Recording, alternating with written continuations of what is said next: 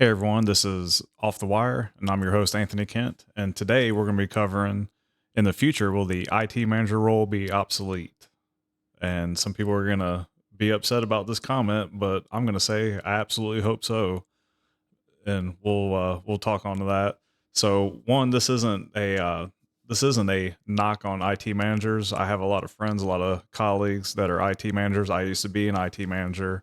I guess what this is a knock on is really on senior leadership for not having either a vice president or a C level IT representative, and we'll go into that as well and why they should have that. In the last part of the podcast, I was going to talk about why my partner in crime, John, isn't here, and at the end, I'll discuss that for those that are wondering. And just wanted to let everyone know. So the podcast, we're on Apple, Spotify. We're really on, I think, every podcast channel, and we're also now on YouTube. So if you want to see I don't know who'd want to see my mug, but if you want to watch the video, hit up YouTube, and you can see a video of this podcast. So moving over to the main content. So what does an IT manager do? And they do quite a bit. So they oversee the implementation and maintenance of IT systems. They can manage personnel. They manage budgets. They oversee the day-to-day operations. They have security and compliance under their belt. Some of them can even take on user training. They got to work with vendors, so they got to have those partnerships with the vendors or maybe sister organizations, and they got to align with kind of best practices. And then the help desk, they're in charge of the help desk and making sure all the users at their organization are happy with the department. So if you were to just summarize that, it's really they're there for the day to day operations. That's what they're there for. So moving on to like vice president of IT or a CIO, some of the things that they look at the overall strategic direction of technology. They look at annual and quarterly plans, and they also look at long-term planning, like a 3 to 5 year plan. So for like at Fort County EMC, our organization, we have the IT department has a long-term plan along with the co-op, of course. So that's something that that C level or that VP level helps bring to the department. And I'll say this, I know some IT managers might be doing this, but if you're looking at what the roles are supposed to be, that's kind of how it goes. And so anyways, really the key difference is the CIO or the VP of IT, they're looking at long term, and they're looking to help enhance internal efficiencies with technology at their organization versus the VP of IT or an IT director, they're looking at the day-to-day operations. I do expect in the future to see more and more organizations have that role, the vice president or the CIO level have a seat at the table. And I've actually I know of two people that have become CEOs that were in the IT position, one in Indiana and one in South Carolina that's currently a CEO. So that's kind of new. Before you would only see typically, and this is still the case. I still think this is the case. Typically, the feeder for a lot of CEO positions is either someone in like finance or engineering. But I think for IT, I think you're going to see that trend continue to grow, and it should grow because IT, we really have a leg up on all departments because we have to know a little bit about each department. And I think what separates kind of the one of the things I think that separates, a decent IT department from one that's excelling is knowing how the company or the organization runs. You need to know the business processes. If you don't know the business processes, you're not going to be able to help use technology to help streamline those or make them better. So for those organizations where they don't have a CIO or VP of IT, I mean, there's a lot of things that a lot of pitfalls they're going to run into. They're going to have a lack of strategic direction when it comes to technology. They're going to have inefficient use of resources. Technology, a lot of what it does, one of the key things it does is it just makes everyone at the company more efficient. So if you don't have someone, a CIO or VP, talking to the other senior staff or senior leadership and the CEO, you're gonna miss out on those conversations on how IT can make that department better. Security vulnerabilities, that's a big one. If you don't have a seat at the table, with senior leadership, they're just going to want things to work. I do think, um, well, with the electric co-ops, I do think the NRECA and our statewide organization that I fall under, NCEMC, I do think they're making it known to the board and to the CEOs that, cybersecurity is of the utmost importance. But, if it weren't for that, really just I think the leadership is just going to make sure everything works. And I still think there's a gap. If you don't have someone at the seat, like it just, you really need someone at the seat to stress the security for the organization. Limited innovation. So, these CIOs and VPs, like they're looking at ways to innovate with technology. And, one thing I'll bring up, is so for us, for the people that are electric co-ops listening, the NRCA Take Advantage, that used to be a lot with, people, and it still has a lot of this, but like right away and operations and engineering and stuff like that. But more and more, it's becoming an IT conference. I mean, no one wants to say that, but technology is really dominating the conference. That's another reason why you need to have someone at that C level or VP level, at the organization.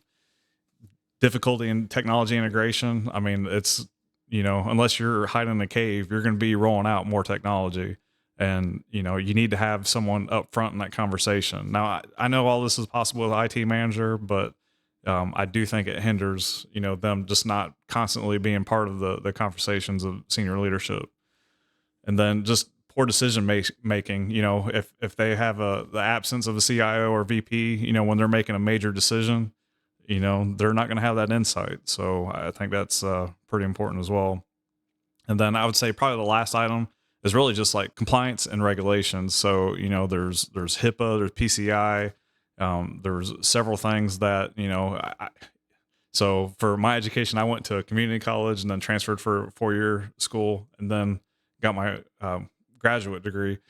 But even at the community college level, like we were learning about, compliance and regulations that we need to abide by. So I'm not saying, other leadership won't know about that, but they really instill that in the education of IT folks. So, I think we're a little more aware, especially when it comes to information technology and regulations. So with covering all that, it's really not the IT managers. Like I'm not trying to knock them. It's really, it's not like they have a say in the matter. I'm sure if they had a choice between being the IT manager or a CIO, obviously they'd pick the latter. But it's really just the leadership. It's the senior leadership. They need to know that IT needs to have a seat at the table.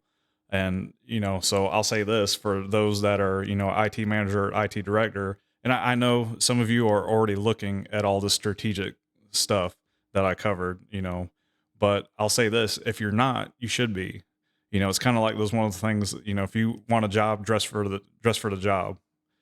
So with this one, even though you may not be a vice president or a CIO, act like you are. And, if you work in an organization where, they frown upon that or, they kind of squash you looking at the business process and stuff like that and trying to improve them, then you probably need to find another organization to work for.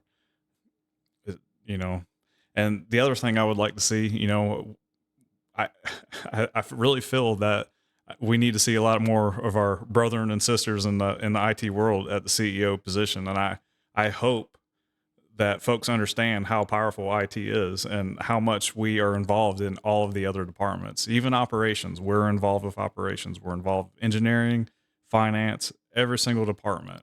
If I were looking for a CEO position, I think it would be pretty ideal, that the person's well-rounded and knows about how the organization works. So anyways, with that, I think it's important, that that we know the business processes and then, we look to enhance them and that'll help set the stage for more of us to get in that CEO level position. So, I know some folks don't want that position and I can understand why, but regardless, it'll just make your organization a better one. All right. And now I'm going to touch on my partner in crime, John. So I'm sure there's some people out there that are disappointed. John is definitely a very talented individual. He's a better speaker than I am. He's better at editing podcasts. He's better at doing just quite a bit. Anyways, and I appreciate the time that I got to work with him. But just I'll kind of summarize it from my perspective what happened. Hopefully, I don't get anything wrong. Basically, John grew up with his father doing a sign shop. Grew up doing that, and anyways, he was doing cybersecurity, and he was always doing a little bit with signs, but he opened up a shop, and it has taken off, and he's gotten so much business. He's been working around the clock. Sure, he's working 10, 12 hours, if not more, a day. And matter of fact, if you see him on Facebook, like you can see all the signage he's been doing. He's probably done a year's worth of work in a couple months. It's kind of amazing. Anyways, that's kind of taken precedence for him. And, who's to say he might, join us again on the podcast. And I know cybersecurity always has a place in his heart. And he still has John Watkins Consulting. And if you need any cybersecurity help, I'm sure he would be there to help you. So, feel free to still reach out for him for that. But anyways, he's doing the sign business. And matter of fact, I saw a video where his daughter is working with him. So it's kind of I think she's working there part-time, but I can't imagine how awesome that would be to have one of your kids working with you. So anyways, we're going to wish him the best. Hopefully we'll still talk to him here and now. And unfortunately you all are stuck with me. So, anyways, just want to explain that. So anyways, just remember we're on Spotify, Apple Podcasts, on YouTube, and I appreciate everyone's time for watching. Thank you. Bye.